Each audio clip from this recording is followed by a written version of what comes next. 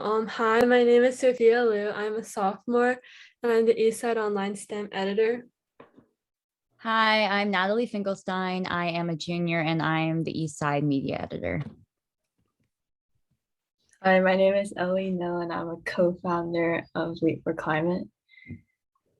Hi, my name is Crystal and I'm also one of the other co-founders of Leap for Climate.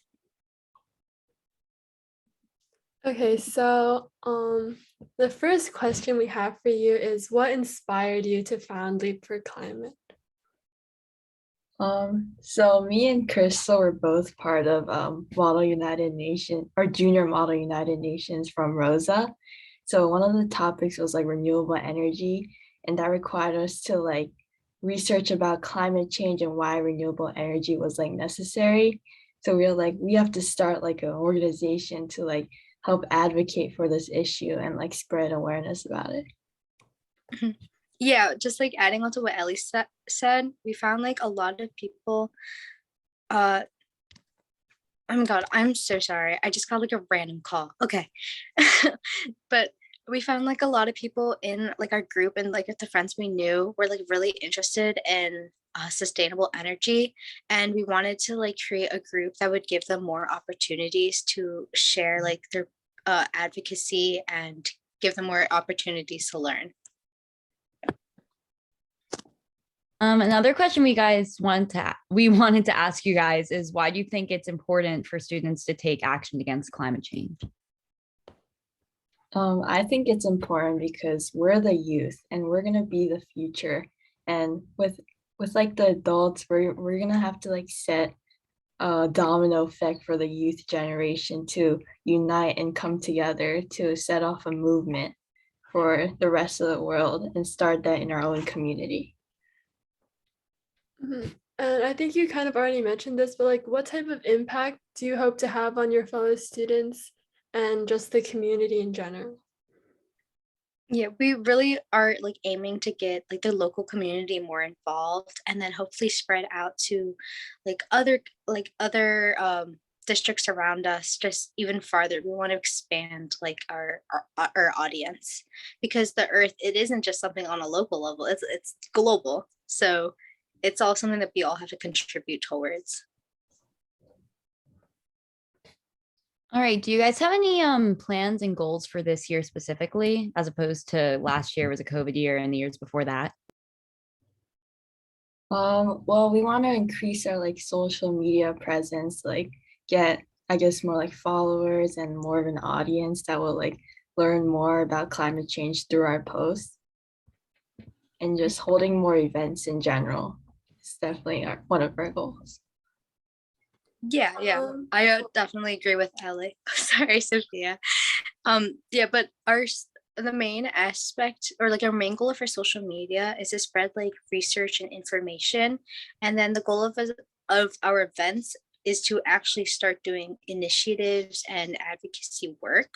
So recently we did a trail cleanup, and that like actually helped the local community. This was back at the Croft Farms. We did a trail management to make sure that some of the local environment wasn't like being hurt or damaged. So that's something that we worked on, and we're hoping to do more similar events in the future. Can you please give some insight into how you went about the process of starting Leap for Climate and getting up and running, as well as any challenges you faced when starting a new student-led organization? I can start. You can go. Okay.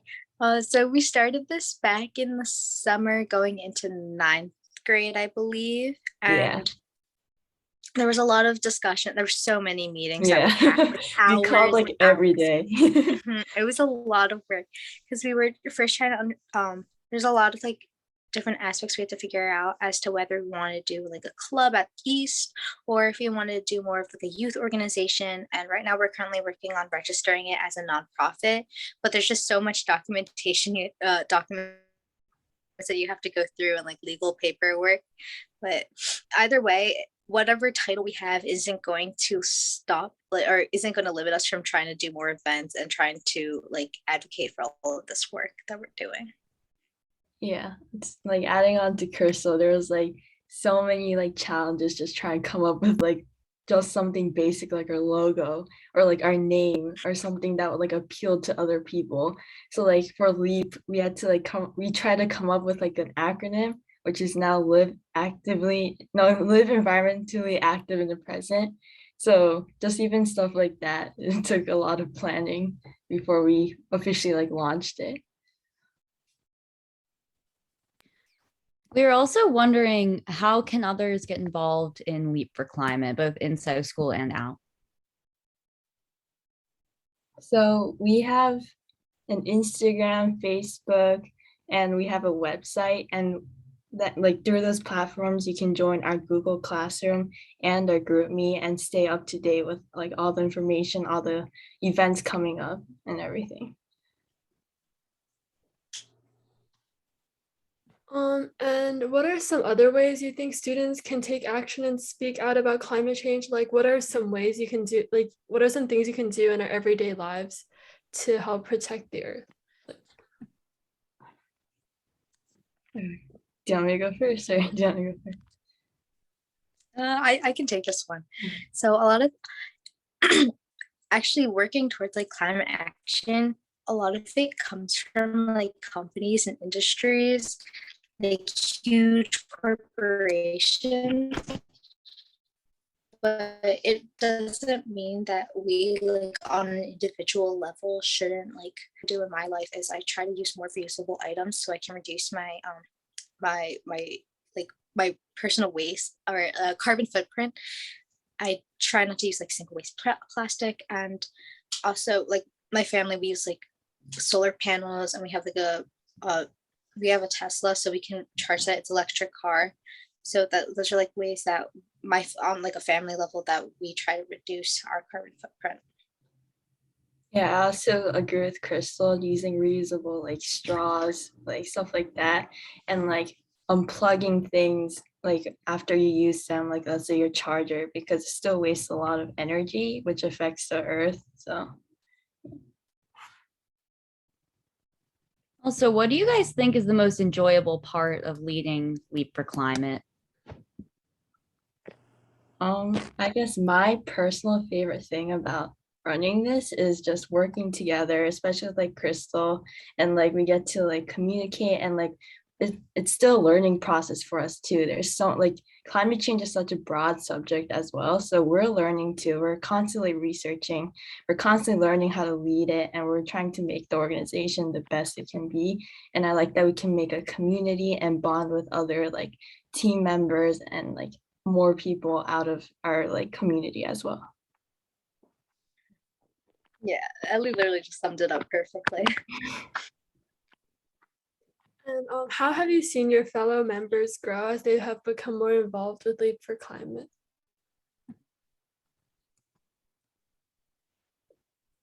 I've seen a lot of these members like in our group, like they're reposting stuff, they're learning about this information, and I see them like at lunch, they're also using reusable like lunch utensils and everything. And I really it makes you feel happy inside that we're all taking part in something greater than ourselves. Yeah.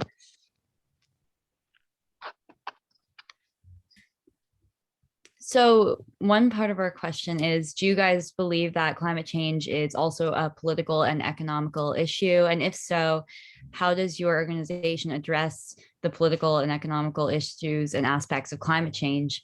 Or do you just mainly focus on the scientific aspect of it all?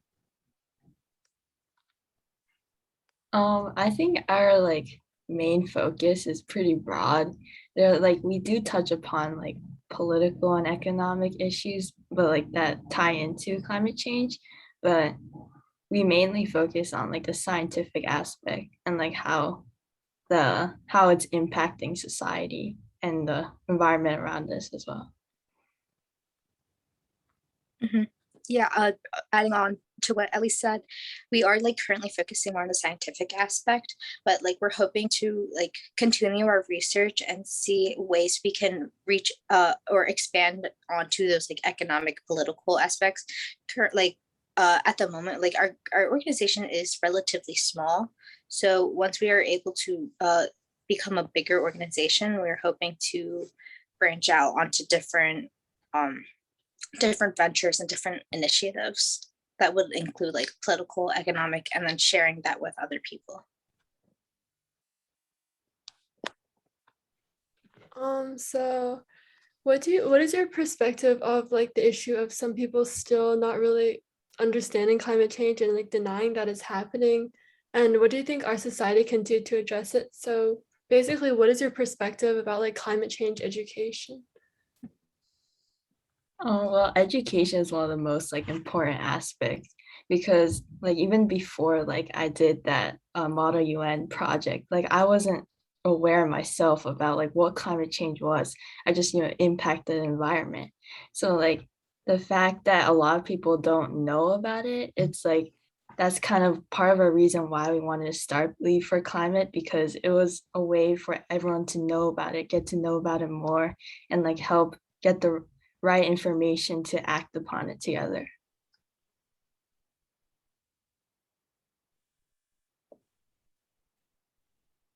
So do you guys think our country and the world in general is doing enough to fight climate change, and why or why not?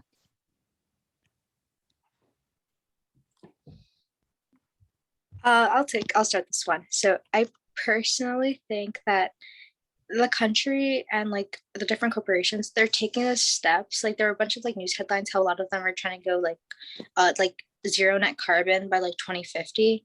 But I'm gonna say like this like personally, that I don't think that is actually like fast enough, because we're already on like the onset of having irreversible damage to our earth, that by 2050 we might already like be gone. Like zero net carbon might not even matter at that point, because it's just absolutely just can't beyond repair. But I know that we have been putting pressure on them, and they have been seeing that and responding.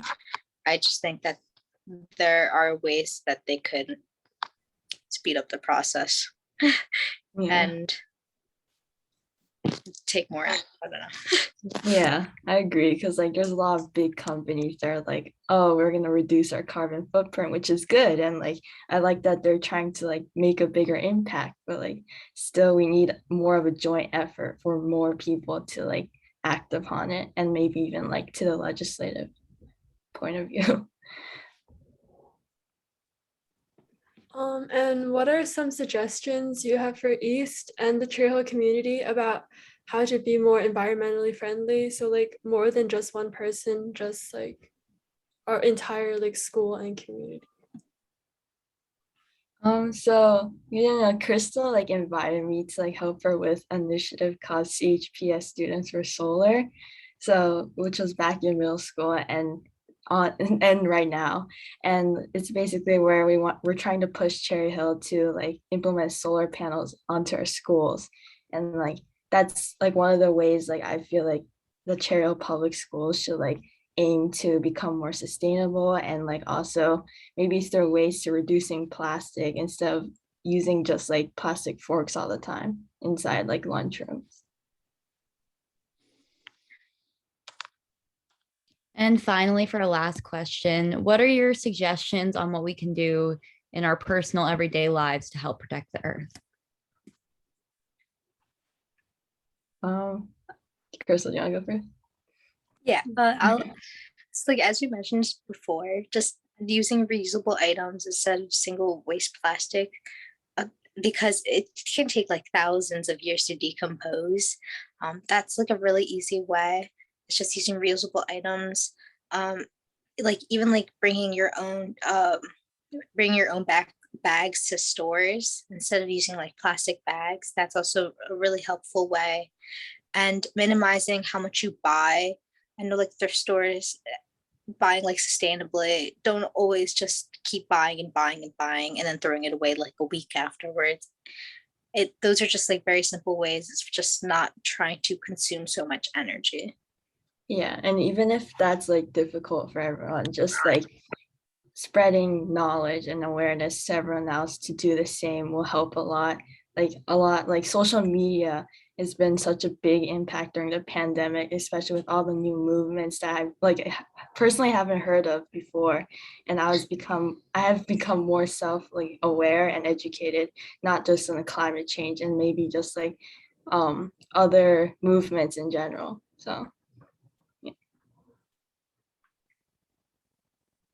Hey, thank you Okay. guys so much for talking to us. Yes, thank you so much. Thank you for this opportunity. Yeah, thank you for having us. Yeah.